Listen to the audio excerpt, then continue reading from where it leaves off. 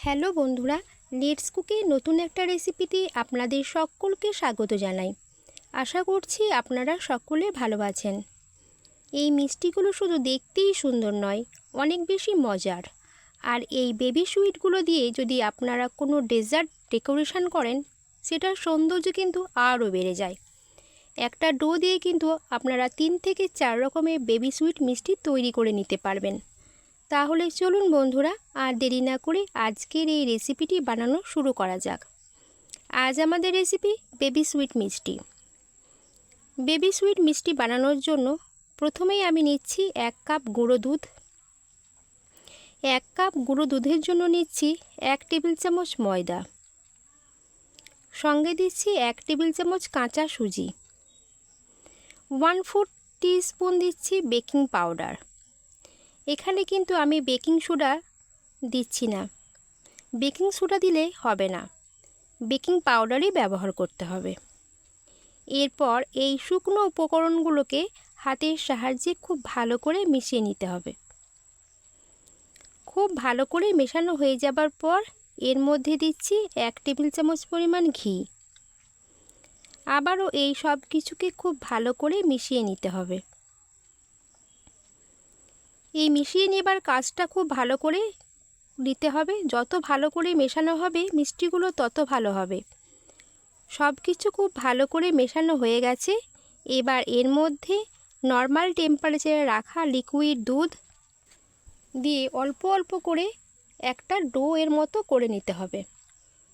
একসঙ্গে বেশি করে দুধটা মেশানো যাবে না, অল্প অল্প করে মেশাতে থাকতে হবে।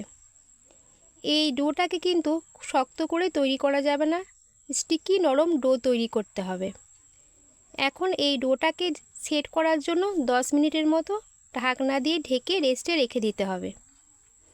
এতে করে ডোয়ের স্টিকি ভাবটা চলে যাবে আর পুরোপুরি সেট হয়ে যাবে।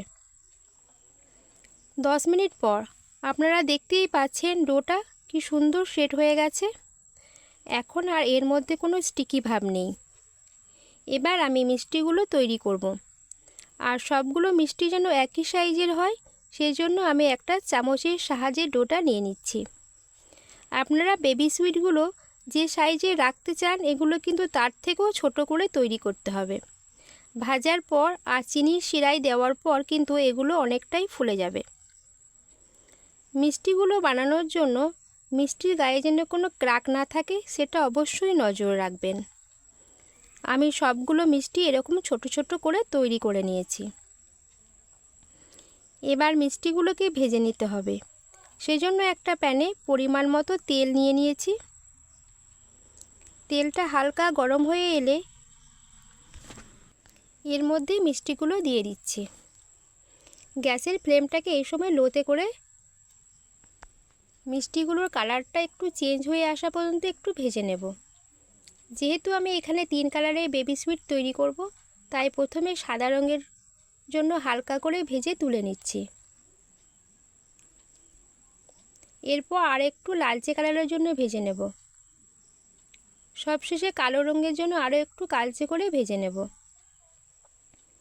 তবে আপনারা খেয়াল রাখতে হবে একদমই যেন পুড়ে না যায় মিষ্টিগুলো।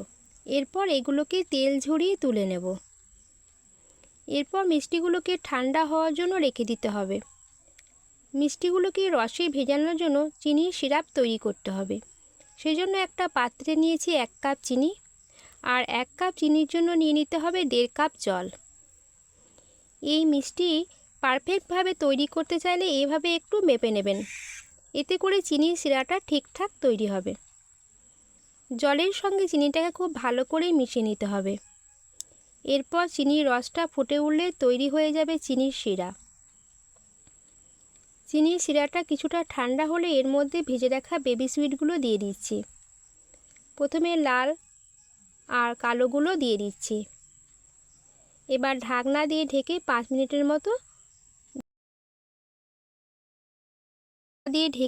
মিনিটের মতো জাল করে নেব। কিছুক্ষণ পর পর ঢাকনা খুলে দেখে নিতে হবে। প্রায় 15 মিনিট মতো এটাকে লো ফ্লেমে ফুটিয়ে নিতে হবে। সবশেষে সাদা মিষ্টিগুলো দিয়ে দেব। এরপর আপনারা 6 থেকে 7 ঘন্টার মতো এটাকে ঢেকে রেখে দিতে হবে। যত বেশিক্ষণ সময় ধরে আপনারা এটাকে রেখে দেবেন তত বেশি এটা সফট আর গ্লসি হবে। তো তৈরি হয়ে গেল বেবি সুইট মিষ্টি। আপনারা এই বেবি সুইটগুলো বিভিন্ন ডেজার্টের সঙ্গে পরিবেশন করতে পারেন অথবা এমনিতেও খেতে পারেন। এই মিষ্টিগুলো এমনিতেই অনেক বেশি মজার হয়। আশা করছি আপনাদের রেসিপিটি ভালো লেগেছে। আর ভালো লাগলে লাইক, শেয়ার আর কমেন্ট আর সাবস্ক্রাইব করতে ভুলবেন না। দেখা হবে আবার নেক্সট রেসিপিতে। ততক্ষণে ভালো থাকবেন, সুস্থ থাকবেন। ধন্যবাদ।